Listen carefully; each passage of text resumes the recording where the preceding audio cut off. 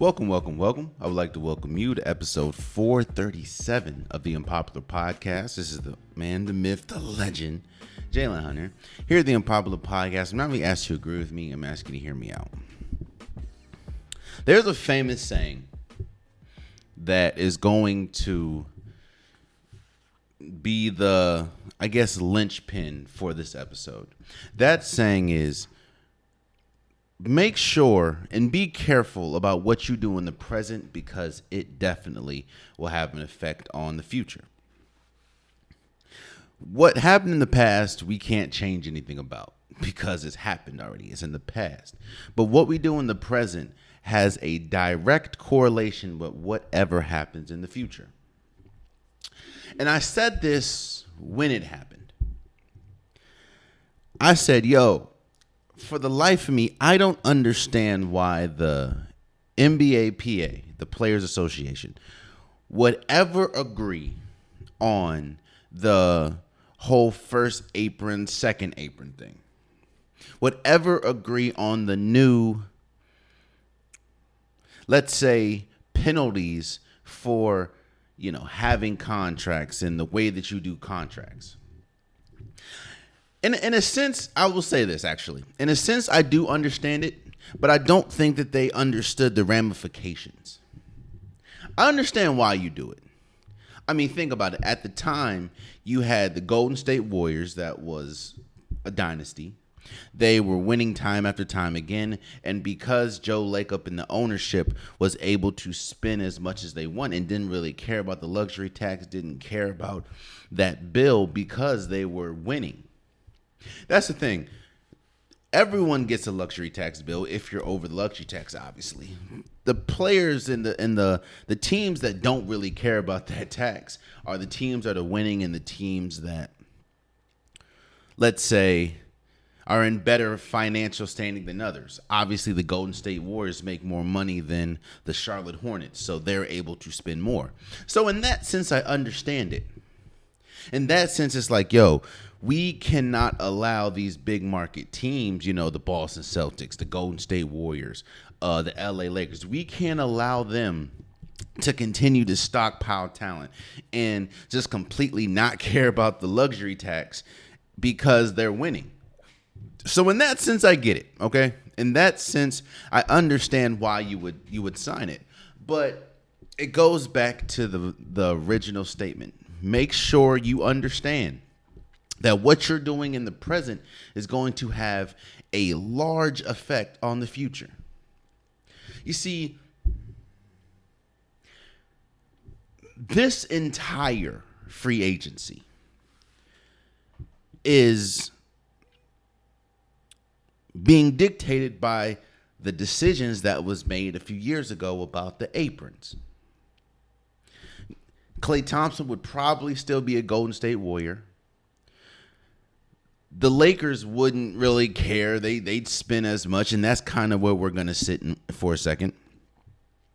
But we talked about a lot of people are asking, well, how is the Boston Celtics spending all this money, giving Jaylen Brown a $300 million contract, giving Jason Tatum a $300 million contract, giving in season they gave Drew Holiday an extension, they gave Derek White an extension.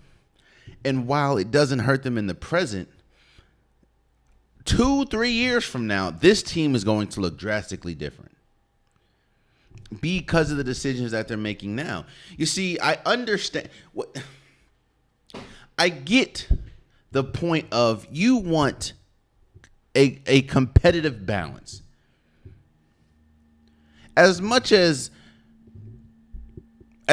people don't want to admit it, they like dominance. But they want to go and say that, we want a competitive balance. But no.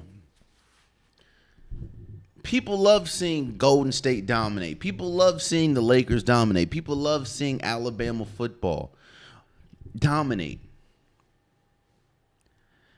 So now you're making it. I get the whole parity thing, which is great for the league. But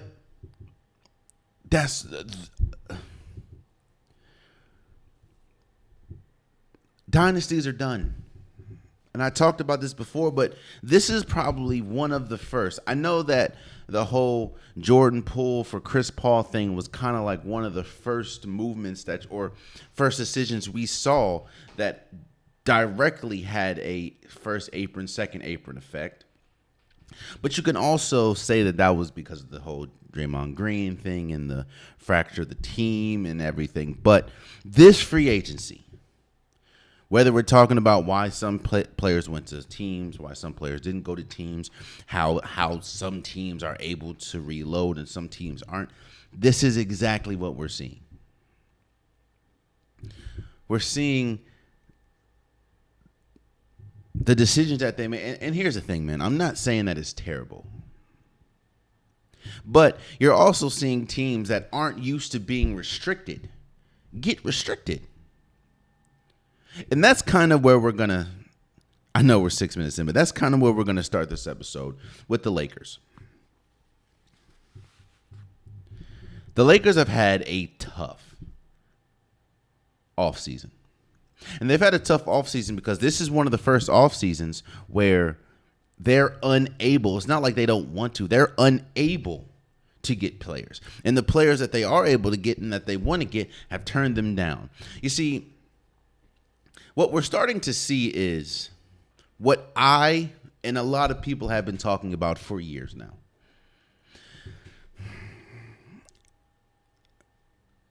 When you attach yourself to the past a lot, sometimes it allows you to hold off building yourself up in the present.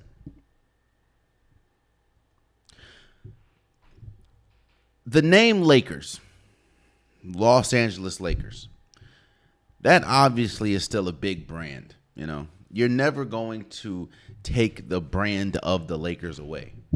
When you think about the NBA, the two teams usually you think of first is the Boston Celtics and the LA Lakers. It's not like it's interchangeable, obviously. So I'm not taking away for anything they've done in the past. What they've done in the past and how they've been able to build their credibility, how they've been able to build their name to be a powerhouse in sports, I respect. And you can't take anything away from it. But this is probably one of the first free agencies where they cannot do things. And this is the first free agency that is loud with it. And this isn't the first time that players obviously have denied going to the Lakers, but this is the first time that it's been loud. We're going to talk about Buddy Hield in a little bit, but let's kind of focus on this Klay Thompson thing. I'm not going to go back into detail about Klay Thompson, going to the Dallas Mavericks and what this means for Golden State. We've talked about this ad nauseum. If you want to go watch it, that's in the last episode. I appreciate you guys. But what wasn't talked about a lot is the fact that the Lakers had him as like number one on their go get him board. And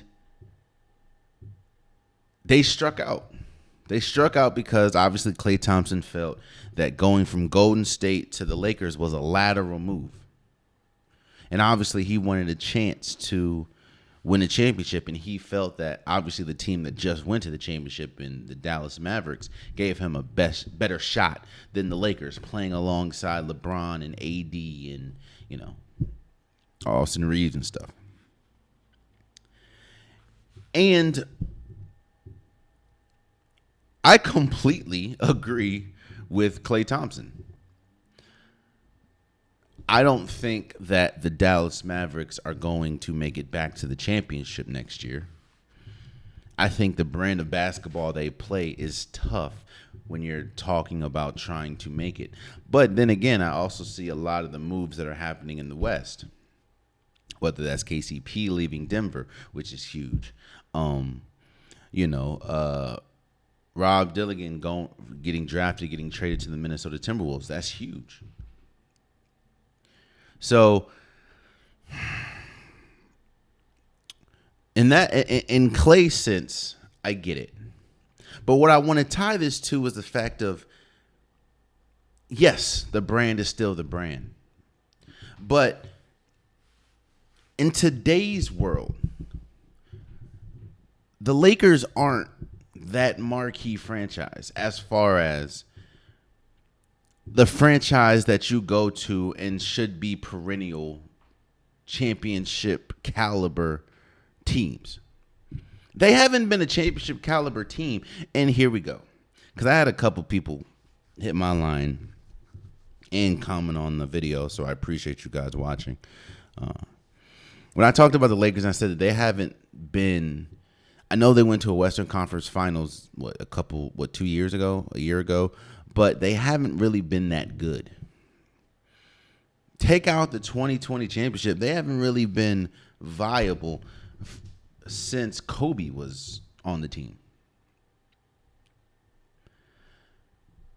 And a lot of people killed me for that, saying, well, Jay, they just went to the Western Conference Finals. They have LeBron, they have AD. Cool. But as we sit here today, in fact, think about it like this. Let's look at the last two championships. The Denver Nuggets and the Boston Celtics. Obviously, all of this is hypothetical, but let's play hypothetical for a second. If the Lakers played this Boston Celtics team this year, or actually they did play the Denver Nuggets last year and they got swept, but let's go to a different universe and act like they didn't play. If they would have played both those teams, do you think the Lakers would have had a shot? I don't even think the Lakers would have beat the 2022 Golden State Warriors. What I'm saying is, we're starting to look at the Lakers differently. We as fans, or players, there's a reason why this whole, and a lot of it is because of they're just unable to do stuff. Like, I'm sure if they didn't care enough, if there was no aprons, they didn't care nothing about the luxury tax, DeMar DeRozan would probably be a Laker. DeMar DeRozan has been screaming. Hell, he was just in the Kendrick Lamar video. The man wants to be back in California. But there's a reason why, when you look at reports, the Miami Heat are front runners to get DeMar DeRozan, even though all we've heard is the Lakers are interested in wanting him. I just think, bro, gone are the days where the Lakers are just. Lakers haven't been championship caliber teams in a while, even with LeBron. And I don't remember who said it, but I don't think LeBron James is in the mindset of championships anymore. And that's cool. LeBron James still go down as arguably the greatest player ever. His legacy is still cemented. But I think once you can see it. As a person that obviously I played college basketball, and I'm not nowhere close to the NBA, but I still play basketball on a regular basis every week. You can tell when your team is a championship caliber team or not. Obviously, every single team in basketball history goes into training camp saying that this is their year. But it's very quick when you know, all right, this team is good enough to win, this team is not. And I think LeBron James has seen for a while now that this team is not good to win. Obviously, he's going to say the right things because he's a great diplomat for the team, for the NBA. And he's not going to cheat the fans. He's not going to cheat the organization. But I think he understands it. Even with Anthony Davis, which they should be better, they're not. But LeBron James is about to be, 41?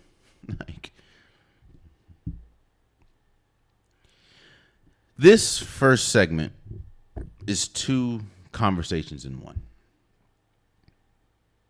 The first conversation is the NBA is starting to, or especially the NBA PA, they're starting to see the errors of their past. Because if you're talking about player movement, if you're talking about freedom to do what you want to do, and if you're also talking about the ability to really make decisions and for yourself and build championship caliber teams like the Golden State Warriors did a few years ago, like the Boston Celtics have right now, then they should have never agreed to that first apron, second apron. But they saw how the Golden State Warriors were spending money. They saw how the Lakers were spending money. They saw how the New York Knicks would spend money. Big market teams is like, we have to put a stop to it. We have to make it a competitive balance. But now when you look, while it may be more balanced competitively, so in that sense, you got it right, but it's more restricting on the players. It's more restricting on the team. So now you're pretty much stuck at a lot of places. And the second conversation is, while I will never sit here and say that the Lakers aren't a marquee franchise, I will never sit here and say that the Lakers still aren't the most famous franchise in basketball. I'm never going to sit here and say that the Lakers, that they're not box office. Never going to sit here and say that. But what I will say is, it's been a long time, if you really want to be honest with it, that we looked at the Lakers and thought that they would be a championship caliber team. And especially with this first apron, second apron, and how detrimental it is to your future if you find yourself over the second apron. The Lakers have struck out time and time and time and time again this free agency. You think that the biggest free agent moves or the biggest news coming out of LA this free agency is that they signed Bronny to a multi-year deal? No. Or the fact of DeMar DeRozan, it's unlike, or the fact of Klay Thompson is decided to go somewhere else, and his dad is a commentator, is a play-by-play analyst for the Lakers, and played for the Lakers, and they grew up in California. It's crazy, man. But hey, the decisions that you made in the past are having a direct effect now. So, now I'm really sitting here thinking about it. The Lakers have such a rich history. It's okay to have a couple down years. I'm not saying, I'm not saying that that's not the case either. Like, I'm not expecting them to be championship caliber, a championship team every year. But the way that they're promoted, the way that they've gone about their business since the early years, obviously, you would think, But I don't know. We'll see. Let's move forward. And I said I was talking about Buddy Hield for a second.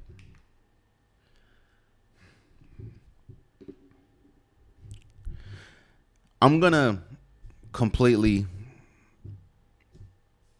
push the Lakers to the side right now. Because, in fact, the last thing I'll say about the Lakers is Buddy Hield also declined to go to the Lakers because the Lakers wanted him. That's the last thing I'm going to say about the Lakers for right now. Replacing a legend is hard. Replacing a legend is tough. It's like you always have to live up to that legend. Like, what's his name? DeBoer? I feel for him, and I hope he does a great job. But replacing Nick Saban at Alabama is going to be a daunting task. Whoever the next coach is for the San Antonio Spurs is going to be a daunting task. Because when you think of the Spurs, it is synonymous with Greg Popovich. Why do you think that the Lakers have struggled so mightily? Damn, I just said I wasn't going to talk about the Lakers. Man. But why do you think the Lakers have struggled so mightily finding a coach after Phil Jackson? It's very hard to replace a legend, both from the organizational standpoint and the organizational eyes, and from the fans. again, I went in detail about everything that went on and that's going on with the Golden State Warriors as far as the Klay Thompson departure. So I'm not going to bore you guys with going over it again. That is in the last episode, literally episode 436. Go check it out. Bada bing, bada boom. But what I will say is the Golden State Warriors had a daunting task. Not just to make the team better. Obviously, that's what the draft and free agency is for. And especially when you're a team that is dealing the amount of contracts that they've been dealing with and trying to figure out how to maneuver when you don't really have a lot of money in the present, it's tough. But there was a daunting task, not only breaking up a legendary trio, a dynasty-making trio, but having to replace one of those three. Trust and believe, you're never going to replace what Klay Thompson has done for the Golden State Warriors. I don't think, that's why I said before, I don't think we will ever see that again. And I don't think that we will ever see a fandom, a fan base love a player like they did Klay Thompson. But when you look at reality and you look at what the transactions that have happened after Klay Thompson, I think that the Golden State Warriors have knocked it out the park. I'm not saying that they're championship caliber. They're a championship caliber team. And I know that it's crazy when you have someone like Steph Curry. I think that Steph Curry gives them a shot, obviously. You know my feelings about having a superstar on the team. But now, it hasn't happened, and I don't know if it will happen, but if they're able to get Lauri Markkanen, that changes this whole dynamic. I think that if they're able to get Lauri Markkanen and keep their core, like keep Steph Curry, keep Draymond Green, keep Jonathan Kuminga, if they're able to do that and get Lauri Markkanen along with Buddy Hield, I think that definitely catapults them into top 3-4 range in the West. But replacing a legend is tough. And in all accounts, Klay Thompson is a legend in Golden State. But I do think that getting Buddy Hield, getting DeAnthony Melton, or getting Kyle Anderson, those are present day players that can help. No, I don't think that, Buddy Hield is Klay Thompson shooting the ball. But I will say that the two best shooters statistically and the players that have made the most threes in the last, 5 years is Buddy Hield and Steph Curry. Now, no, even on his best day, even on his worst day, Buddy Hield is not a better defender than Klay Thompson. He has never been. Now, yes, we do know that Klay Thompson is kind of diminishing as far as a defender because of the past injuries and just his age. But Buddy Hield ain't never been a defender like Klay Thompson. I'm never going to disrespect Klay like that. But when you're given the task, especially this organization, when you're given a task like the task that they were given to replace or a legend, I think they've done a great job. I think Buddy Hield is a perfect fit for Golden State, especially when you talk about what he gives to the game, which obviously is offense. Incredible. And I think that Golden State is going to be a good team.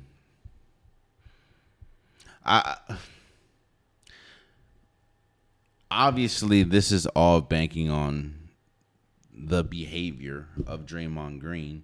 And quiet as it's kept, I think that was the biggest hindrance to their season last year. Draymond Green just couldn't get right, man. Now, no, I don't think that if he stayed the narrow path and did what he was supposed to do, I don't think that they would have been a championship caliber team, but I definitely think they'd be top 5 or 6 in the West, and they would have made the playoffs. People forget they didn't make the playoffs last year or this year. So who knows? But I think it's tough having to replace a Klay Thompson. And I don't think that they obviously maybe this version of Klay Thompson, yeah, they probably did a really good job. I mean, I think Melton, Buddy Hield, and Kyle Anderson are great replacements. And I think that those three all together, definitely can give you the same amount of, at least this Klay, same amount of production that Klay was giving you. But I do think that they're still going to be a fun team. They're still going to be a very viable team to possibly make noise in the playoffs. I just don't think they're a championship caliber team yet. Now, again, all this changes if they are able to get Lauri Markkanen. If he becomes available and he goes to Golden State, that would change everything. But we don't know. So, yeah, shouts out to him, man. Shouts out to Golden State shouts out to Mike Dunleavy because he was getting heat. Again, and on top of that, it's also hard when you have to replace a legend in the front office. People love Bob Meyer. And I think Bob Meyer was smart in getting out when he did because he had so many, it's especially when the whole apron thing happened. It's not hard to see what's finna happen. I said it when that whole when they agreed to that, I said that is going to be the Golden State Warriors killer unless you look up 3-4 years from now and they're still title contenders, which is going to be incredibly difficult, which they aren't. You're going to lose one of these 3 people first. Like, you can't keep giving 3 players maxes over and over again. That's just not going to work. And as we saw the domino, So, but I do think they did a good job. Even though they also didn't get Paul George, that was obviously something that the Clippers didn't feel comfortable in trading him to. They rather lose him for nothing than to, give him to Golden State, or trade him to Golden State. But, I think for what they've done so far, I think Golden State's done they do got a bunch of guards, but I think that maybe a couple of them will get sent on a trade, possibly. I don't know. But I do think Golden State did a pretty good job having, with the circumstances that they were given. So,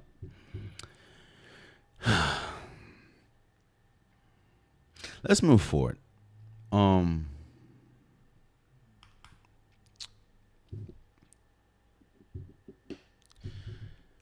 As much as people don't want to admit it, sports are run by players and names. The popularity of sports, the revenue of sports, usually is run by names. We would not be here today if it wasn't for players. Like, football wouldn't be where it was today if they didn't have, Joe Montana, Jerry Rice, Randy Moss, Tom Brady, players like that, Dan Marino. We wouldn't know basketball as it is if it wasn't for Magic Johnson, a Larry Bird, a Michael Jordan, a LeBron James, a Steph Curry. Hell, tennis wouldn't be tennis if it wasn't for, Serena Williams and Roger Federer. And there's nothing wrong with that. That's just what makes sports what it is. And I'm sure that those players, those sports pro entities, they are incredibly grateful for those people, And the one downside to that is there are names that may not be as popular, that may not be as successful, that could find their ways in the forget it, or how do I say this? Because this is gonna sound. There are names that didn't ring as loud as others, which makes it easier for people to possibly forget those players. Like in football, I think it's going to be, people forget how great, let's say, a Phillip Rivers was. A lot of it is because he didn't win is the reason why some people can forget. But Phillip Rivers was incredible for what he did in the Chargers. A lot of people, it's easy to forget how good, let's say, Andre Iguodala was. And that's someone that's won 4 championships, but obviously he wasn't as spectacular as a Steph Curry, a Kevin Durant, even when he played for the Sixers well, he was the man on the Sixers because he was after Iverson, but it's easier to forget someone like an Andre Iguodala, even though he is a Finals MVP. What I'm getting at is, the same thing can be said about tennis. Tennis has some incredible names. Like I said, Serena, Roger Federer, Novak Djokovic. Andy Murray, who in his own right had an incredible career. In fact, let me read to you some of the accolades that Andy Murray has accumulated over his career. He has a losing record. In the doubles. He has a losing record in the doubles. However, he did win Wimbledon in 2013, 2016. He won the U.S. Open in 2012. He was ranked in 2016. He was the number 1 ranked tennis player. He won gold in the Olympics in London.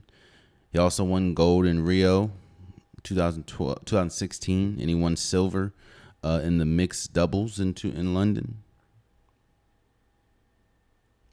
Andy Murray had a phenomenal career. And he announced that the end of this, I guess, tennis season, he will be retiring. His body just can't take it. I mean, he's 37. Yeah, his body just can't take it anymore.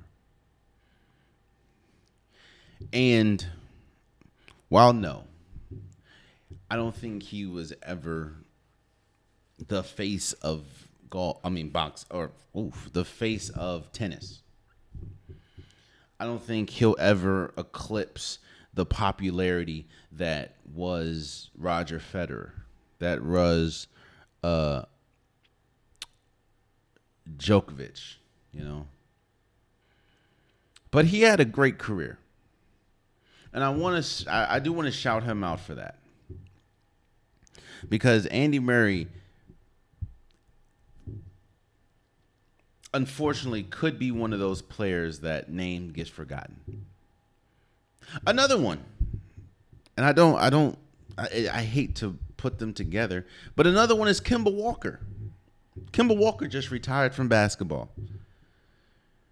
And people forget, now obviously, yeah, he won national championships at UConn, but people forget how good he was. It's just injuries wrecked his body. And when you look up 10, 15 years from now, I don't know if we're going to be talking about how great Kemba Walker was. But there are you're never going to remember everyone. And not everyone obviously has the same impact that certain players have, because they just weren't as good. They just weren't as impactful. It is what it is. But I do want to say shout out to Andy Murray for being able to leave on your own terms. Sort of. Maybe if his body, again, he's 37. I know everyone looks at Braun, everyone looks at Tom Brady, Aaron Rodgers, and says, hey, they can do it. No. Yo, sports are grueling. Go back to me. I'll make it personal. I play rec, bro. I play in a rec league. 2-time champion, by the way. But I play two back-to-back. I won 2 back-to-back championships, if we being real with it. But I play in a rec league. And my knees are shot. Pause. Like, my knees are done for. Do you know how much pain? Like, it's obviously I still play because I love the game. But my knees are finito. Do you know how much pain I am in, to after every hoop session, even with me stretching? And that's just me playing rec league. I can't imagine the grueling, the how grueling it is playing in professional sports. Now, obviously, these players are better, and these players are more, they have more medical advantages that I have, or than me. But still, being 37, still trying to play against people like Carlos, wasn't it, Alvarez and Tiafoe. That's gonna be tough, man. Not everyone can be Novak Djokovic, but then it goes back to the first point of this. There are players that are just great. And while Andy Murray is great, he was great. He wasn't on that level. Even at number 1, but I do want to say congratulations to him and shouts out to him for having a historic career. He was incredible. And I don't, again, there are some players that can just be forgotten, and I hope that we don't forget how great Andy Murray was just because he wasn't on the same level as, let's say, a Roger Federer or, Novak Djokovic or something. So congratulations and shouts out to you for having an incredible career. And also shout out to Kemba Walker for having an incredible career as well. When we talk about smaller guards, Kemba Walker was him. Kemba Walker, it just sucks. The way that some people's NBA careers go off, especially the team, that's why I said fit matters. When you go to a team that isn't used to winning, isn't good, usually when you're a top draft pick, you don't go to a good team. So I think a lot of, he had some incredible moments, but playing for the Bobcats and the Hornets took a lot out of Kemba Walker. And now his body just can't do it no more. But Kemba was great, bro. Kemba was, boy. Obviously, the clip of him breaking down, was it Adam Morrison? Breaking down homie in was it Big 10 championship, Big 12 championship, Big East championship? That's what it was. I think George Bush was still the president, but still, that moment is going to live on in basketball history, especially college basketball history. So shouts out to Andy Murray and shouts out to Kemba Walker. 2 incredible careers that, at least for one, has called it quits, and another one will end, let me not say call it quits because that sounds insensitive. Both careers coming to an end. One now, the other one at the end of, I guess, the tennis season.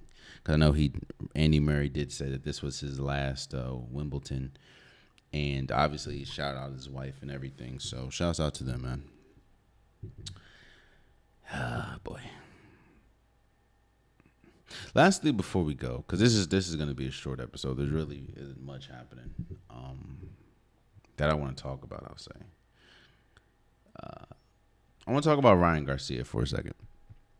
So I guess you can call this the unpopular topic of the day.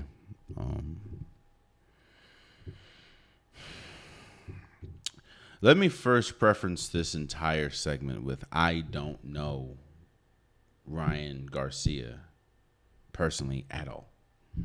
I've never been in the same. I've probably never even been in the same state as this young man. So I don't know him. Nor am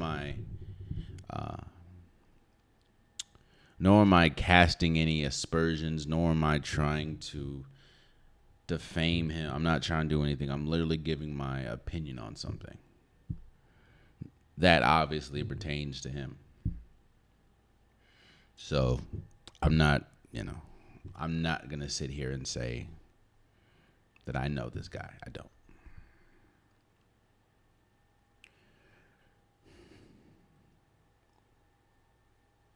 But with that being said, Ryan Garcia's had himself a month.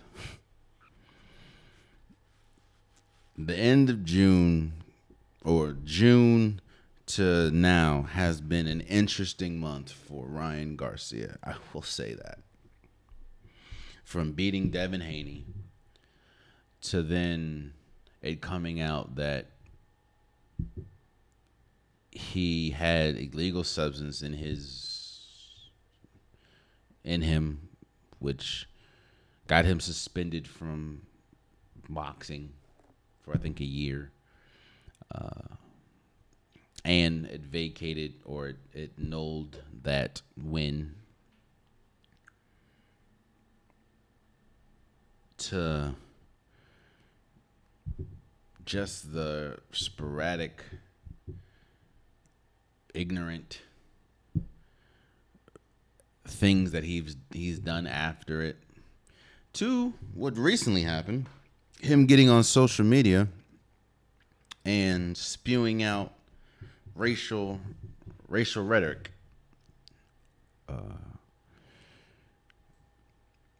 using the N-word with the hard ER, insisting that the KKK, he should join them, and disrespecting George Floyd and his past. Ryan Garcia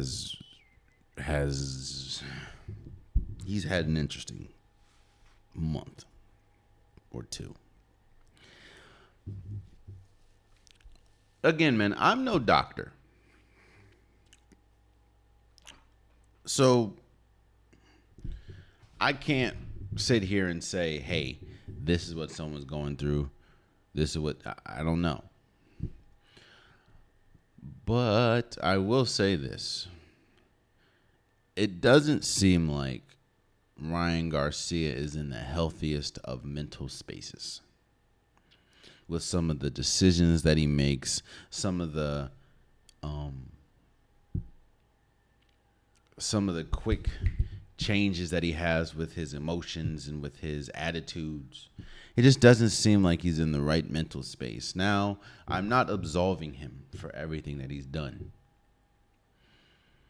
because a lot of things that he's done has tarnished his name, has tarnished a lot of his family's name, has been very offensive and very aggressive to other people.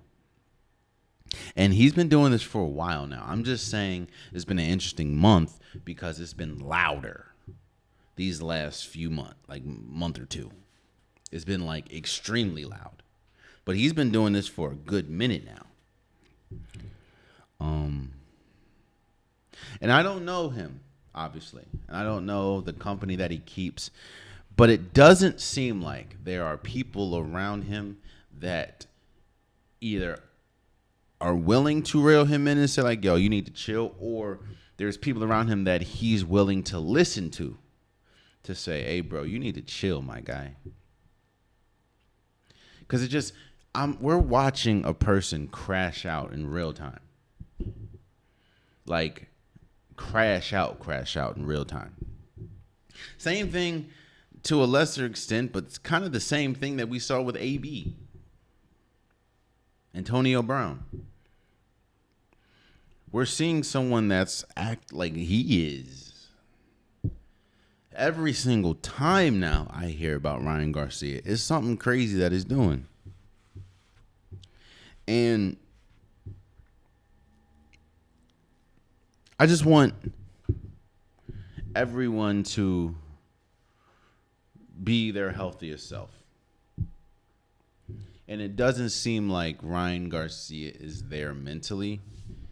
And again, I'm not putting any medical ailments on him. I'm just saying it doesn't seem like, from the outside looking in, that he's all the way 100% mentally healthy with some of the decisions, some of the things that he's done. On top of that, the drugs that he uses. Now, I'm not saying I don't. He's come out and said that he's taken drugs. He's used drugs.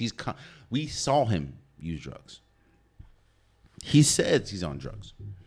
So this isn't me saying, hey, no, he do drugs, and I don't know. He said it. This is just information that I'm getting from him.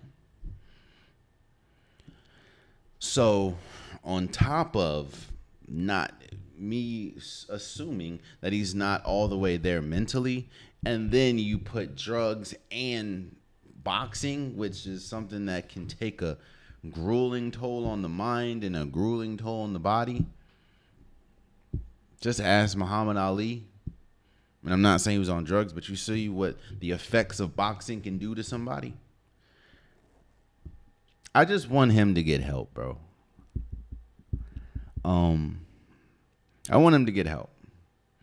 I think that everyone that has been offended by his rhetoric, by his actions, by his words, have every right to feel offended and every right to be upset with him.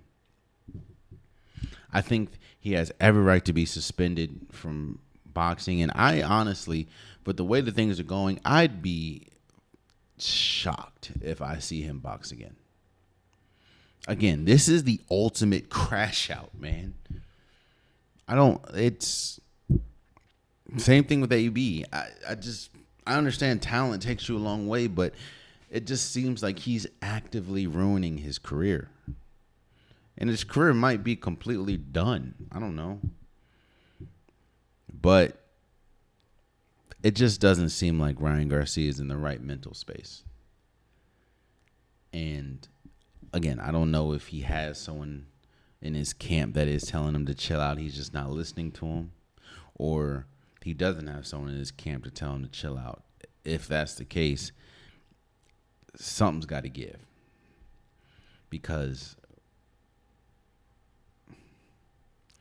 every single time I hear Ryan Garcia's name in the news now, it's not something positive. I don't remember the last time it was. The last time was when he beat Devin Haney, which also came out that apparently he had some illegal substance in his body. So, yeah, man. I pray for him. I pray for he gets the help that I believe he needs. If he doesn't need any help, then hey. If it doesn't apply, let it fly. But it does seem like he is on the ultimate crash out. And yeah, I pray for his safety. That's it.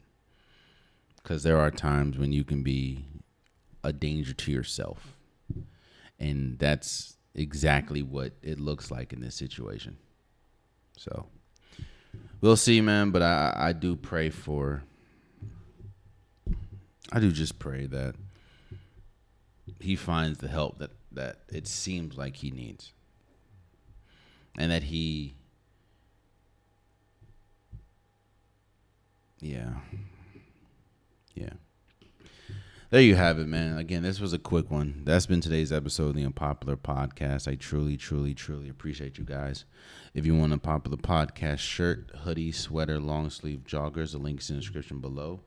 I have multiple colors, multiple different designs. Get your Unpopular Podcast merch today. Also, please subscribe to the YouTube channel. I'm trying to get as many subscribers as possible. I appreciate all you guys. If you like the content, tell a friend to tell a friend to tell a friend to subscribe. It definitely means a lot, and I cannot grow without you guys. So I appreciate it. Also, I understand that there's some people that only watch on YouTube, and there's some people that only listen on DSP. So for my DSP listeners, whether that's Apple Podcasts, Spotify, SoundCloud, wherever you get your DSPs and wherever you're listening, please follow, please subscribe. It means so much to me that you're even listening, that you care enough about what I have to say. So I appreciate you guys. I really, truly do. Again, tell a friend and subscribe. It means a lot.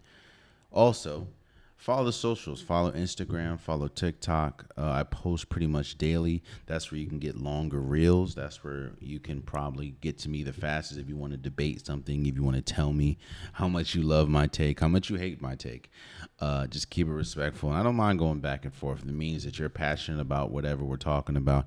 And it means that you're listening to me about whatever I have to say. So it definitely means a lot both ways. So Instagram, TikTok, please follow. It means a lot. And again, I appreciate you guys. And until next time, much love.